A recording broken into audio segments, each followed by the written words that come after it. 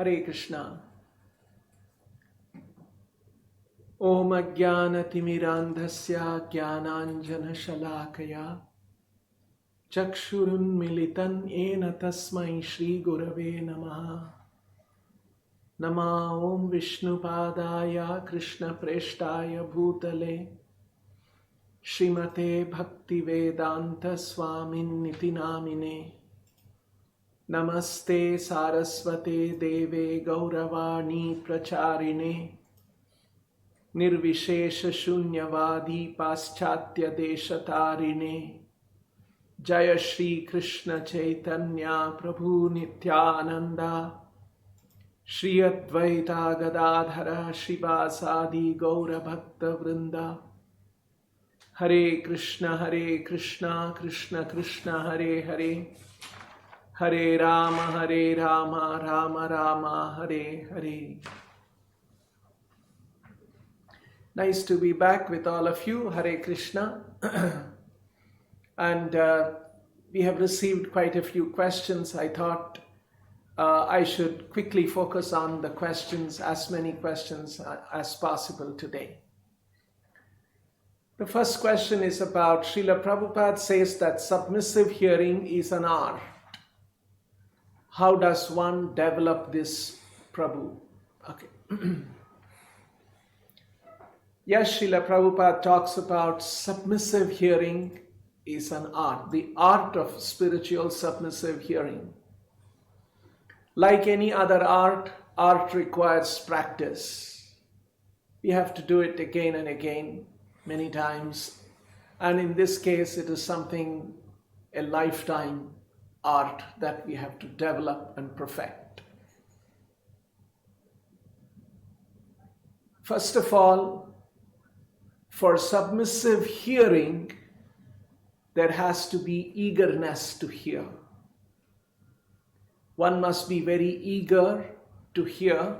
And in fact, as we advance in spiritual life, our eagerness to hear keeps increasing. In fact, more advanced we become, more eager we become to hear about Krishna. In fact, the test of our advancement in spiritual life is indicated by our eagerness to hear. So, this is one aspect of the art of submissive hearing. Another important aspect of submissive hearing is, you see, our mind and our intelligence, because we have been having many lifetimes, and in different lifetimes we are associating with different kinds of situations, people, and all of those situations are creating some kind of a conviction and understanding, a certain perspective about life. But now, we want to develop a certain perspective as Krishna wants us to look at this world and our lives. Not some man-made, man-created perspective. What is life? What is the purpose of life? We want to know from Krishna what was his perspective of life, what was his intent of creating all of us and this material world. And we want to align ourselves with that. Hence, when we hear something, usually all that other man-made, self-created conceptions that surges in our understanding, and we hear something and then we mix it up with something that we all believe in and we have been holding on to for many lifetimes, and then make a mix of it. This is not submissive hearing. Submissive hearing means put aside all of those self-created concoctions and perceptions and hear what the Lord is saying or the Lord's devotees are saying, and accept that and make that part of your understanding. It is not mixed with our own understanding. That is why it calls for submissive hearing, and it is an art. Another important principle that Srila Prabhupada says is that a materially absorbed mind cannot understand transcendence. So Krishna and Krishna consciousness is all transcendental subject matter. And if our mind and if our consciousness is materially absorbed, material desires, material ambitions, material hopes, material dreams, if our mind is absorbed in all of these things and a so strong conviction that if I achieve all these things, I will be very, very happy in this world. So this kind of a materially absorbed mind cannot hear transcendental subject matter. So we have to quieten the mind with spiritual awakening, spiritual understanding. In other words, our conduct of our life has to change if you want to submissively hear. How we lead our lives. Our life should not be rajasic, tamasic, but more of sattvic. Unless such things, such transformations are happening, we will not be able to submissively hear. It's an art.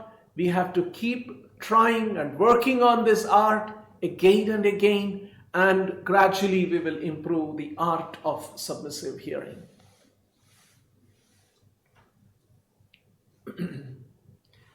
Another devotee has asked this question. At one place it is told that after perfection we will be situated in our natural constitutional position. That will be one of the 5 rasas with the Lord. But at some places Prabhupada also tells us that we can progress slowly from shanta to dasya to madhurya. It looks contradictory. Can you please help us understand? Okay.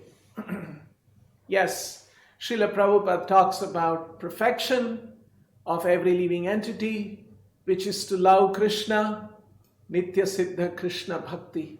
Nitya Siddha is the eternal perfection of the living entity, is Krishna Bhakti. And that Krishna Bhakti is in different relation, different rasas with the Lord. And one is situated in that and is serving the Lord naturally in the spiritual world. Now, the devotee is also asking the question that we also read in Srila Prabhupada's books and explanations that Shanta to Dasya to Vatsalya to Sakya to Vatsalya to Madhurya, this kind of a progression. You see, the progression that is talked about is for us to understand the different rasas in which the devotee relates with the Lord. Those are different rasas. Shanta-rasa. And when we say Dasya rasa is more than shanta-rasa, we mean it is not that the devotee is traveling, transitioning from one rasa to another, to another, to another. That's not what we are talking about. This is a framework that scriptures describe how the different rasas exist in the spiritual world and how these rasas are different spiritually, not from a material point of view. It's more spiritual differences between these rasas. The difference is, as one rasa, you move from one rasa to another rasa, your relationship is becoming more intimate with Krishna. Your relationship is becoming more spontaneous. Your relationship is becoming sweeter. So, in terms of intimacy, in terms of its intensity, in terms of its spontaneity, in terms of its sweetness, it's higher and higher and higher. So that is the hierarchy that is being talked about to understand how these different rasas exist. And in the spiritual world, All of these rasas exist. But in Vaikuntha, it is largely the shanta-rasa and the dasya-rasa which is prominent. Not even sakya-rasa. We don't hear in Vaikuntha, somebody will put their hand around Vishnu and in like a friendly way. No. The atmosphere is surcharged with veneration, awe, reverence about the multitude of glories and greatness of the Lord, and the devotees are conscious of it. They are struck with wonder. How wonderful my Lord is! And they are rendering service to him at his lotus feet. So this is shanta-rasa and dasya-rasa, which is predominant in Vaikuntha Loka. There is some amount of madhurya rasa in Vaikuntha with Lakshmi. But that madhurya rasa is also charged with Aishwarya understanding. Because that's another one important feature of God. God is all powerful. All Shakti belongs to him. All opulences belong to him. And when that is overtly manifested in the Vaikuntha Loka, the devotees respond to that with humility, with admiration, with veneration, and rendering of humble service to him. Now, when you come to Krishna Loka, this is another revelation of the Srimad-Bhagavatam. This is the revelation of Chaitanya Mahaprabhu. It was all there in the Vedic literatures, in the Srimad-Bhagavatam. But it was not clearly understood as clearly as it was understood after Sri Chaitanya Mahaprabhu and some of the immediately predecessor acharyas like Madhavendra Puri, Ishvara Puri. They are also the ones who for the first time revealed the glories of Krishna and Krishna Loka. In Krishna Loka, there is not only shanta-rasa and dasya-rasa, there are many other rasas like sakya-rasa, where there is friendship. You see, when the Lord is up there, because he is so great and so powerful, and when the devotee is thinking that I am so small, and this is with great admiration he is looking, this is called shanta-rasa. In dasya-rasa, he comes a little closer to the Lord. He is not only in admiration of the Lord, he also wants to serve the Lord, come closer to the Lord. And this is little more intimate than shanta-rasa was. And in sakya-rasa, actually, the Lord and the devotee come on to the same platform. Earlier they were like this. The Lord was on a superior platform. The devotee was in a lower platform. But now the Lord and the devotee comes on to the same platform. Because friendship is with equals, isn't it? So that kind of a friendly rasa is what happens in Sakya rasa. And in Krishna Loka, Krishna and the innumerable sakhas, they are all in that kind of a rasa. And then in the Vatsalya rasa, the devotee takes a superior position and the Lord takes an inferior position, like Mother Yashoda and Nanda. And Krishna becomes a child, a darling. And Mother Yashoda is thinking, I'm going to punish Krishna. And Krishna is afraid. No, Mother Yashoda, don't punish me. You see who can punish Krishna? He is the Supreme Lord. But he enjoys this rasa. And Madhurya rasa is the conjugal rasa, like between young Krishna, youthful Krishna, and the youthful gopis. And that is called the Madhurya, which is the most intimate, most intense, most spontaneous, and most sweet. So in this way there are gradations in the rasas. And the Lord enjoys all of these rasas. And rasovai saha, he is full of rasas. And that full manifestation of Godhead and the full manifestation of love of Godhead between the devotees and the Lord, that full blossoming and the full manifestation happens in Krishna Loka. That's why Krishna And Krishna Loka, that revelation is considered to be the complete revelation of God. Let's go to the next question.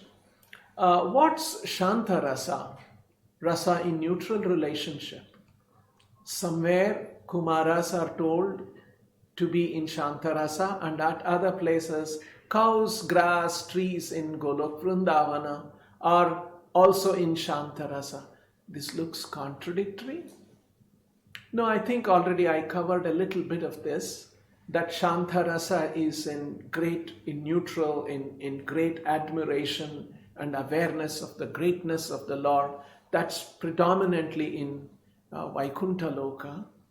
And yes, there are great sages and who are all in that kind of a rasa, and they are admiring the Lord, and that admiration itself is so blissful. I'll give you an example, and I have mentioned this in some classes in the past. I remember some years ago, there was, I read in the newspapers, our famous, well-known cricketer, Sachin Tendulkar, he announced that this was going to be my last match. I think it was match with West Indies. And can you imagine Sachin Tendulkar? It's his last match, and it was happening in Mumbai, his home turf. And the stadium was packed, and people were in great anticipation. And they were expecting Sachin will close his cricket career with a wonderful century. And the West Indies captain said that we are going to shatter the hearts of 1 billion Indians.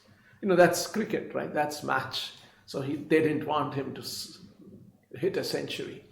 And if I remember right, you know, many VVIPs all flew to Mumbai, and they were all watching. And then finally, it is said, I read in the papers and few descriptions, and then Sachin was marching from the pavilion to the cricket pitch. And when he was walking, it was his chance to play. The whole stadium was shouting, screaming. I don't know what they were chanting, some Sachin or whatever. They were, you know, full of fans, right? And people were shouting and screaming, and then he went there and one after another, hitting to the boundary, one, this, that. And then somewhere around short of a century, he got out. And people were disappointed, but then whatever it is Sachin, and people were just shouting and screaming. So he kept walking back. He had put his head down. He was a little sad that he didn't hit a century in his last match. But everybody in the stadium now, they could not even sit. They were shouting, screaming. Everybody was standing. And then as he walked back, just before he raised his head, lifted his bat, and he waved to the people in the stadium. And the report said that when he waved, the decibel level of people who were shouting and chanting his name went up several notches higher. And then he put his bat down and he walked back. And then the news reports, I was reading news report the next day, and they were saying that people were watching this on the television in their homes. Many of the people were crying, and many were saying that my hairs were standing on end. You see, this is an example of shanta-rasa. What is so great about Sachin Tendulkar? His ability, isn't it? His skill, his ability, his talent to play cricket the way he did. And what are people? People are in admiration of that talent in him. You see, it is not that they know Sachin Tendulkar or something. After the thing, they can make a phone call and, hello Sachin, I want to talk to you. They can't get him on the phone also. They don't know him so well. It is distant. But even though it is distant, they are aware of his wonderful qualities and they are in full of admiration. And it is so nice to hear about it and to be part of that and to be in that stadium the last day that he played. And hairs were standing on end. This is an example of shanta-rasa. Actually, all of us are looking for these rasa relationship with the Lord. But we have forgotten our relation with the Lord.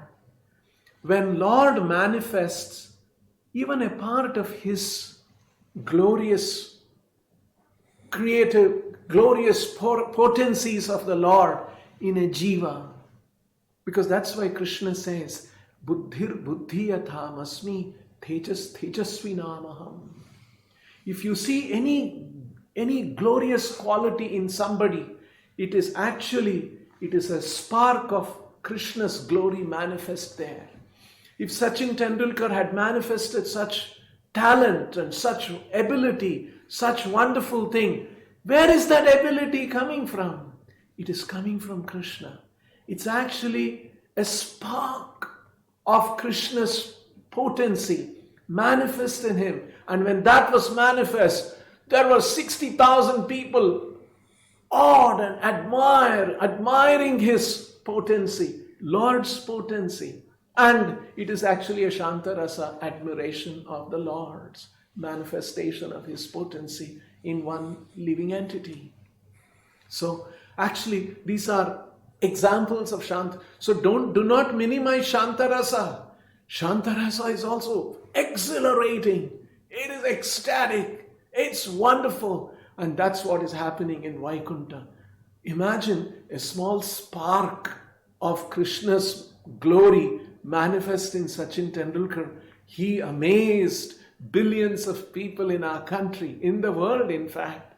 Can you imagine the Supreme Lord Vishnu, infinite potencies, how much he can exhilarate, and what is the kind of an appreciation the devotees who have that realization of the Lord in Vaikuntha, how much they are awestruck.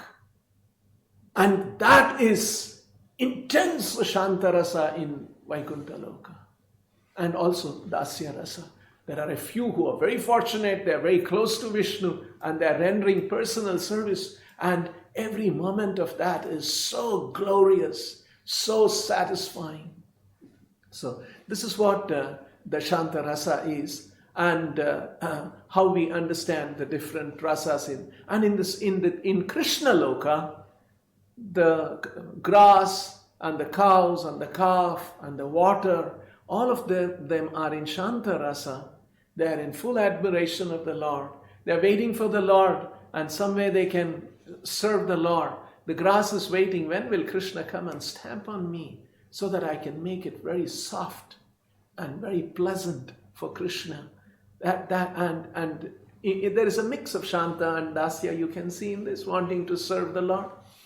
So, like this, all of these rasas, in fact there are 5 primary rasas and 7 secondary rasas. These are called secondary because they don't exist by themselves. These 5 primary rasas are primary, they exist, they are dominant. And then one of these rasas mixes with these 7 for a short while, and it creates a certain kind of a new experience for the Lord and the devotee, and then it withdraws. And that's why these are called 7 secondary rasas. And this interplay of these rasas, the primary rasas and the secondary rasas, to enhance and maximize the pleasure experience for the Lord and the devotees. This is what is happening eternally in the spiritual world. And this is the picture of the spiritual world that Srimad-Bhagavatam paints. And Krishna is inviting us, come to my world. So this is the way. So in this Krishna Loka also all these rasas exist. There is one very, very sweet revelation of by Srila Prabhupada of the spiritual world, Krishna Loka. See, Prabhupada is somebody who has come from the spiritual world. He knows the intricacies and the details of the spiritual world. In one conversation in Melbourne, devotees were asking different questions. And whether the devotee, he is in his constitutional position, he will always remain a cow or a grass, or is it something like that? And so Prabhupada explains, in the spiritual world, the principle that works is eyathamam prapadyante tam sthathaiva bhajamyaham.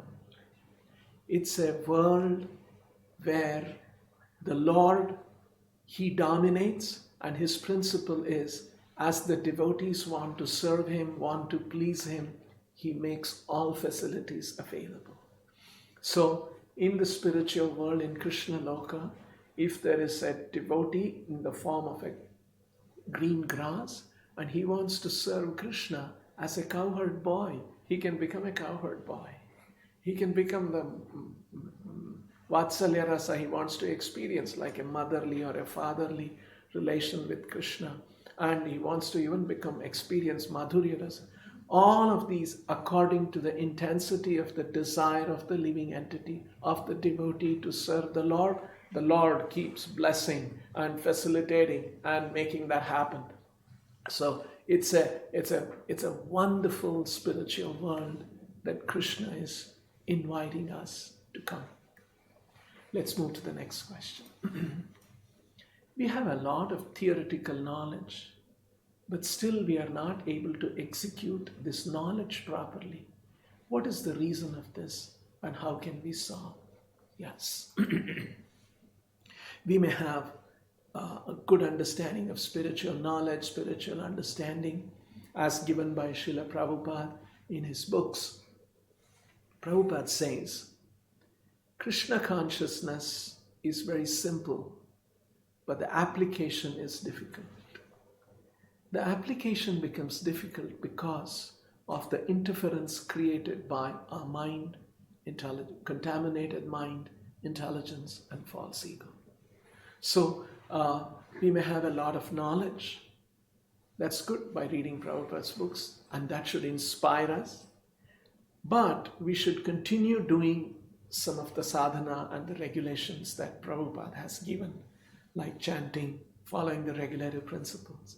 By doing these things, all of this knowledge that we have will further sublimate into realization.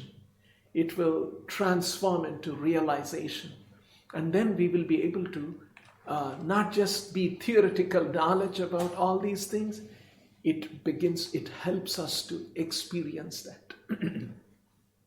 So we have to have patience, and we have to continue sadhana. It is sadhana which moves us to, from sadhana bhakti, we come to the stage of raganuga bhakti, and then further. I think I should stop for a moment. Okay. So we may have anarthas and all of that. By sadhana, we move on, and our heart gets cleansed, and then we begin to understand more and more things. So it's a process. We should not become disheartened. We should continue with the process, and all the knowledge will become realization, and we will have more and more better understanding. Next question. How can we stabilize our Krishna consciousness for a long time with enthusiasm? Or how to maintain this enthusiasm? Srila Prabhupada says, enthusiasm is an indication of spiritual progress. So somebody who is able to understand who is Krishna and how I am not this material body, I've been under the influence of modes of material nature, and by my spiritual progress I must come out of this influence of the modes of material nature.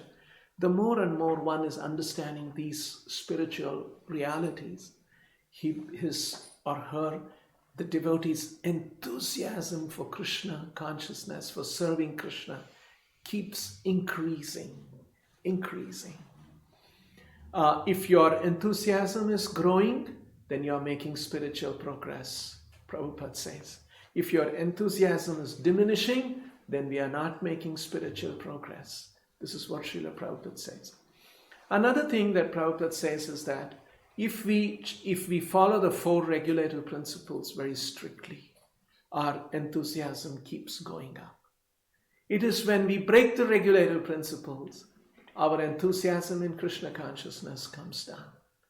So, if we want to maintain enthusiasm, remember, we have to maintain our regulative principles of devotional service very strictly. The 4 regulative principles, chanting Hare Krishna and reading. That's why you see how Srila Prabhupada crafted a certain lifestyle for the devotees in ISKCON.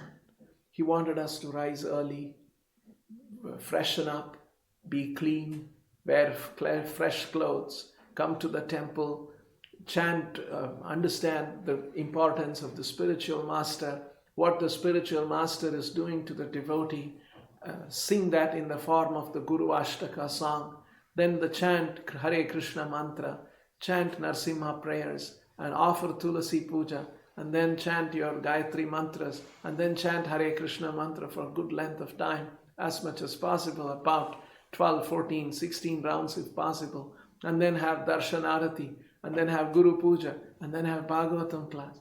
If we do that in the morning, can you imagine? It is going to surcharge the consciousness of a devotee. Nobody can escape this. So this is the beauty of Krishna consciousness that Prabhupada has given. And if those who are practicing from home, even if you can practice some of these things in your homes, maybe 50% of it, or 25% of it, or whatever that is practical in your life situation, and maybe over the weekends and when you have holidays, you make it full 100% by visiting the temple or doing all of that in your home. Like this, if we regulate our lives, then we will be able to maintain constant and steady enthusiasm. And day after day, our enthusiasm must be growing, which is actually an indication of spiritual progress. Next question. How to overcome nirashayam, dissatisfaction over material life? Even though we follow principles of devotional service, because of family members' expectations, we helplessly struggle in the material world and may become nirashaya. Okay. Devotee is asking the question, how to overcome nirashaya, dissatisfaction over material life. Actually, to make progress in spiritual life, we must have nirashaya about material life. We should not have any asha. We should not have any hope that it is called durashaya, to have material hope in this material world, that I will, with a little struggle, and me and my family members, we will all become very happy. It is durashaya. It's a hope that is going to be shattered.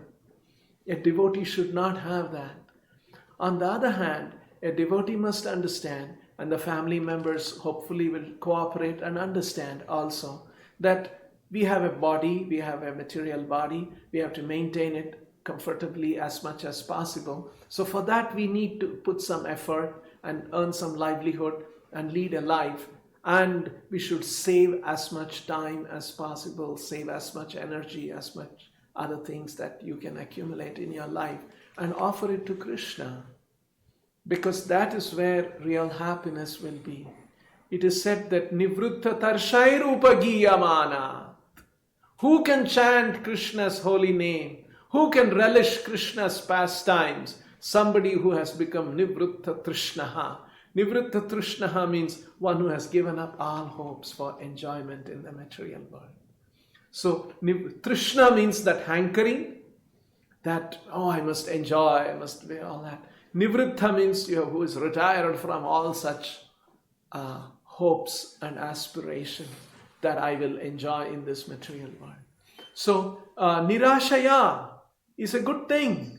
Not to have too much hope, not to have great aspiration. This material world is not going to make us happy. Just look at what's happening to the material world today. All the technology, all the wealth, and all the power that so many developed countries are having. What are they? Is any of those things helping them? So they cannot enjoy those things because in this material world, all kinds of problems come. So we should not be very, very hopeful at all. And in fact, that's a qualification for spiritual progress, as Bhagavatam explains. I'll go to the next question.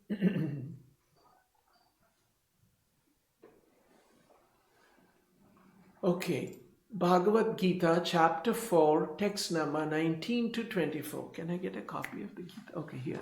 I think It's right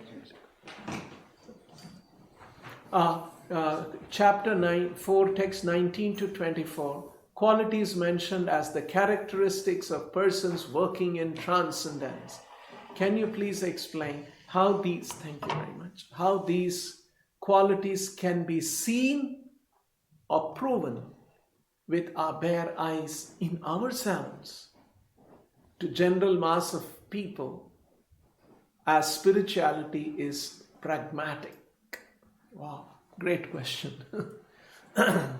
So, Bhagavad Gita, Krishna is mentioning in chapter 4, text 19 to 24, certain qualities of a person in transcendence, and how much of these qualities can be seen or proven with our bare eyes in ourselves. Okay.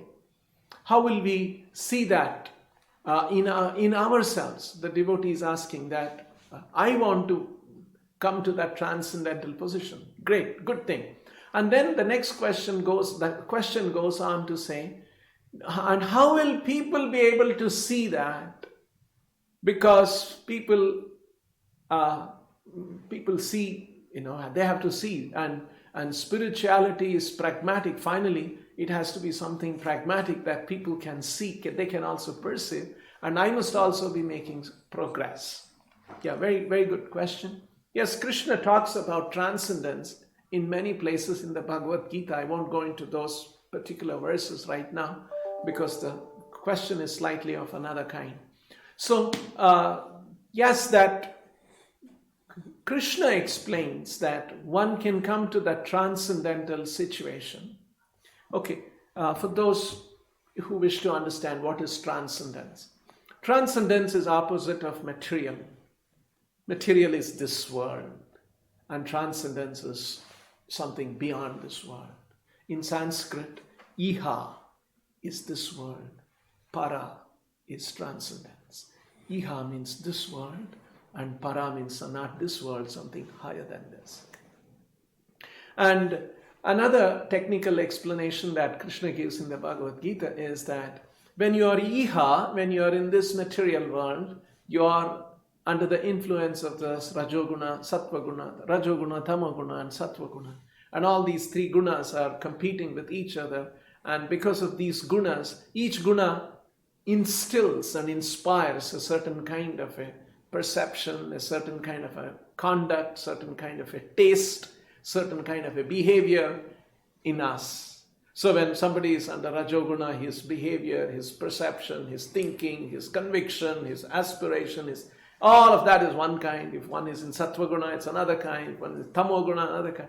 And these three gunas are constantly mixing and one trying to overpower the other. This is what is happening to us in this material world. That's why we see sometimes we're very, very agitated.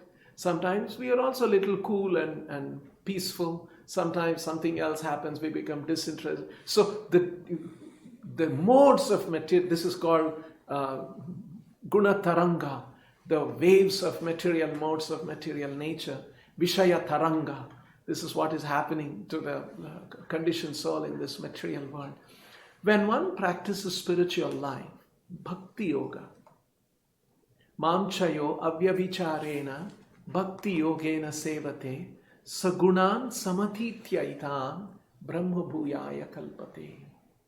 Krishna explains that when we do devotional service, and when we do devotional service under all circumstances, unfailingly, not that we do devotional service, we fail after some time, we forget about it, and then again we wake up, oh, it's important, and then we do.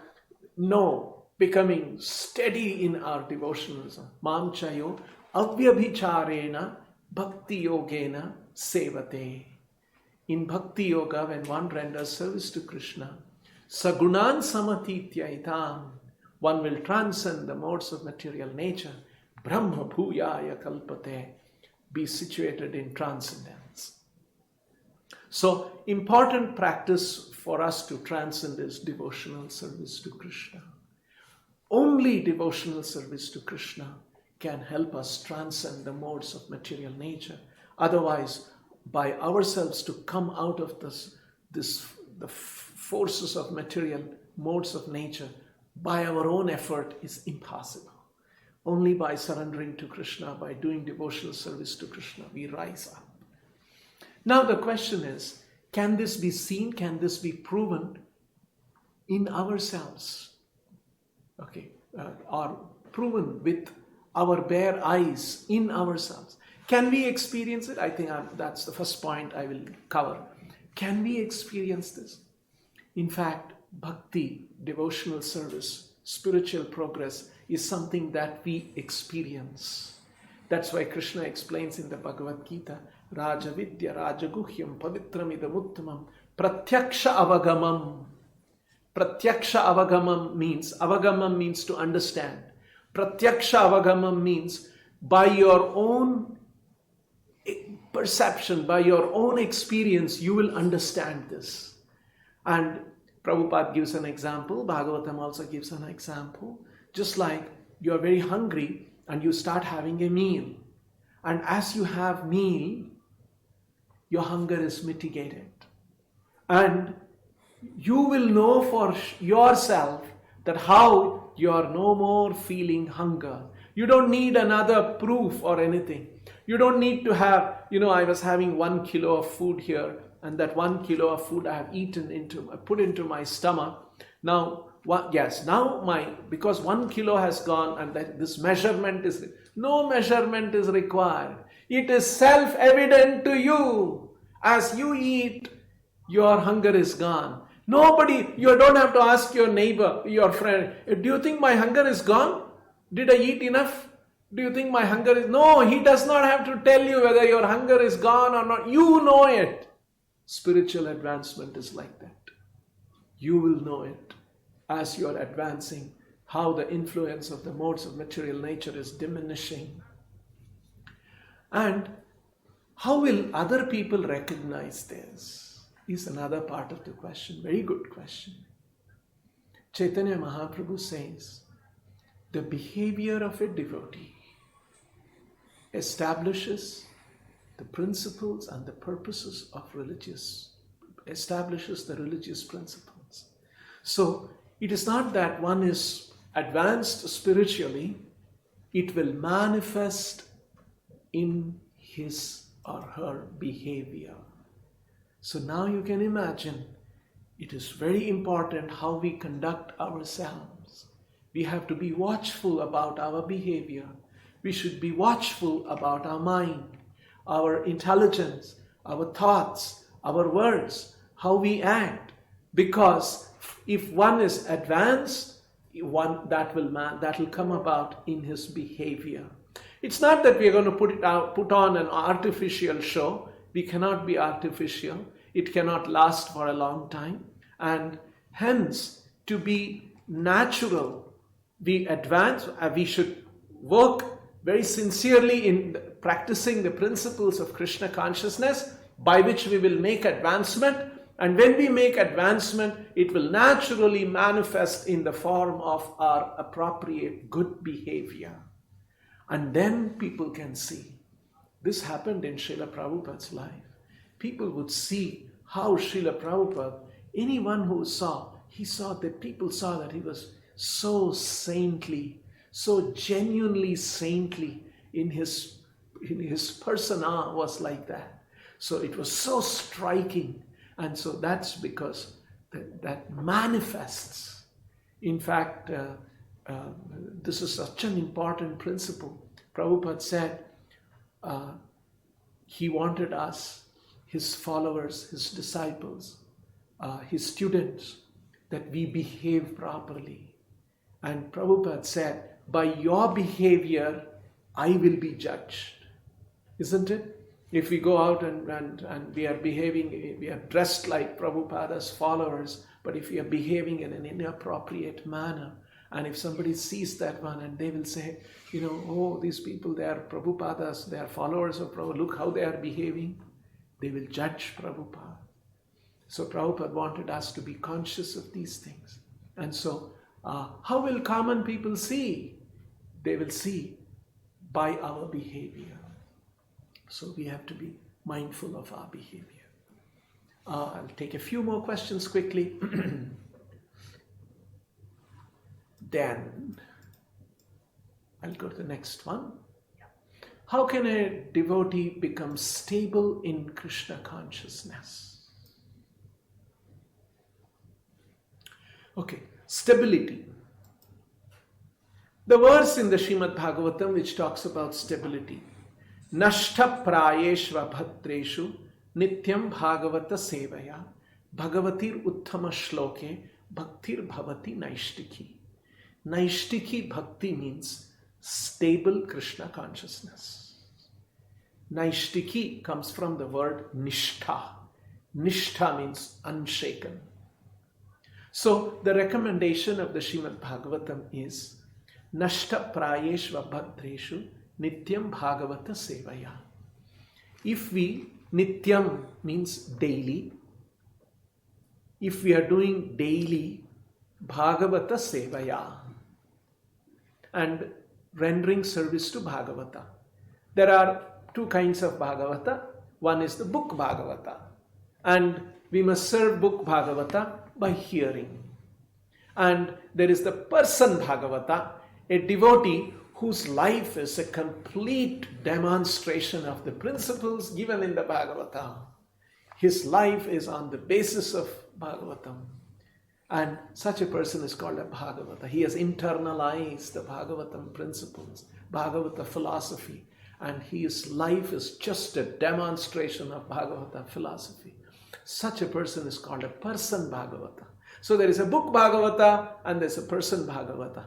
Nityam Bhagavata Sevaya. We must be daily rendering service to the book Bhagavata by hearing, and to the person Bhagavata by following his instruction, by serving. That's a spiritual master, a pure devotee spiritual master. We must be serving him, following his instructions, every moment thinking, I must please him by my service. If we do this Nityam Bhagavata Sevaya, then what happens? Nashta prayeshu abhadreshu. All the abhadra means inauspicious things that are there in our heart, which is preventing us from becoming a pure devotee. Nashta prayeshu abhadreshu. All that abhadreshu nashtaha will be gone. Nashta prayeshu abhadreshu nityam bhagavata sevaya bhagavatir uttama shloke. Krishna is, another name of Krishna is Uttama Shloka, because he is to be glorified with choice, transcendental choice, poetry. Such glorious person Krishna is. So, Bhaktir Bhavati Naishtiki. To such a Lord, Krishna, Uttama Shloka, Bhakti becomes Naishtiki, Nishtha Bhakti. It becomes established as an irrevocable fact in the heart of a devotee. And that is becoming stable in Krishna consciousness. So, Nityam Bhagavata Sevaya. We have to do that. And it's a fact. You try this out. Make a vrata, make a vow that for 1 month, unfailingly, day after day, I'll spend 45 minutes either reading or hearing a lecture from Srila Prabhupada on the Bhagavatam. You do that for 1 month unfailingly. At the end of 30 days, you will see how your consciousness has improved, how your understanding and how your aspiration, how your Krishna consciousness has improved. You will see it for yourself. And imagine we do this year after year, month after month. And that's what Prabhupada wanted us to do in ISKCON temples. And it's a wonderful opportunity to make genuine spiritual progress. And I will move to the next question. Srila Prabhupada always presented Krishna consciousness as a science rather than a mere philosophy or a cult. How do we prove that it is science? So how do we prove this it is science to someone else or to ourselves? Okay, both. Let's say we want to prove it to ourselves and we want to have an understanding. Prabhupada said that yes, it is a science and it is not some kind of a cult. It's not merely a philosophy. It's not some kind of a belief system. It is, it's a genuine thing. It is something that will work in the heart of everybody. It's a science because it is not a belief, it is not a sentiment, it is not just some opinion. Just like 1 + 1 = 2, it's not opinion. If you want, you can have that opinion 1 + 1 = 2. If you want to have a different opinion, that's all right. You can have an opinion that 1 + 1 = 3. That's also, no, it is not. If I have a basket and if I have 1 apple and I add 1 more apple, how many apples will be there? Whether I believe it or not, there are only 2 apples. It's not that I believe 1 + 1 = 3 and so there will be 3 apples there. It will not be. It's the hard reality. In the same way, Prabhupada said, if you practice the principles of Krishna consciousness, it's the hard reality. It will bring about these transformations in your heart, and your realization and understanding of Krishna keeps increasing more and more. So this is one aspect. Another aspect is that Krishna consciousness can be practiced by anybody, because 1 + 1 = 2 is true in India, it is true in Pakistan, it is true in America, it is true in Afghanistan, it's true in Africa, it's true everywhere. 1 + 1 = 2. In the same way, Krishna conscious principles are true to everyone in every geography, in every culture, in every part of the world. And Prabhupada demonstrated that, how he went around the world and he had devotees from all parts of the world. He had Europeans, he had Americans, he had Canadians, he had Africans, he had Australians, he had Indians, and he had Russians, he had Chinese, he had blacks, he had white, he had all kinds of people. And all of them were making advancement. You see, if you apply this principle, Prabhupada demonstrated this, that Krishna consciousness, development of Krishna bhakti is a scientific fact and reality. It's not just the belief of a few Hindus. Prabhupada demonstrated that. So it is a science. The next question. Although there are enough evidences in Vedic literatures that Lord Chaitanya was the same Supreme Lord Krishna, yet there are hardly very handful of devotees other than us who accept the same. And why? Yes, I remember when I came in touch with Krishna consciousness when I was a young student in college. And then one of the things that I came to know was that when I was reading Prabhupada's book, that Chaitanya Mahaprabhu, and he is Krishna himself. And then, it was all new for me. And whenever Prabhupada said such thing, I was always doubtful about it. Check why Prabhupada is saying, is there any evidence for this, evidence for that? And like that. So, and then I would even go and meet scholars of Madhva scholars, Sri Vaishnava scholars, including even Shankara scholars. I would go and meet and ask them some questions and then what they think and all of that. While I was continuing to read Prabhupada's books, and over a period of time, I began to understand that actually it is true. Just like in the Bhagavatam. See, Chaitanya Mahaprabhu's incarnation as Krishna himself in the form of a devotee is a Channa avatar. It's a hidden avatar. Only few people will realize that one. And because Krishna did not come as, when he came as Chaitanya Mahaprabhu, he didn't bring Shankha, Chakra, Gada, Padma and all those kind of things and manifest those things. Very, very few occasions he manifested for his devotees for a certain purpose. But by and large, he would not do that. He was more like a devotee, and he wanted to show by his personal behavior how principles of bhakti should be practiced and how one has to. So that was his intent. And now we know from the Srimad-Bhagavatam and other Vedic literatures that there are very, very clear indications of Chaitanya Mahaprabhu. There is evidence of how Chaitanya is Krishna himself. The most important one is the Srimad-Bhagavatam. Krishna Varnam Tvisha Krishnam Sangha Upangastra Parshadam Yagnai Sankirtana Prayai Yajantihi Sumedasaha. In this incarnation, Bhagavatam is saying that he will be describing Krishna, Krishna Varnam. He will be describing Krishna Varnanam. Or it can, another reading of this verse is Krishna Varnam. Is one who is always glorifying Krishna. Krishna Varnam Tvisha Akrishnam. And his Tvisha, Tvak means skin or complexion. Tvisha means his Tvisha will be Akrishna. And he won't be blackish. Krishna also means black. Right? Krishna was Meghashyama. Is of the color of a rain-bearing cloud.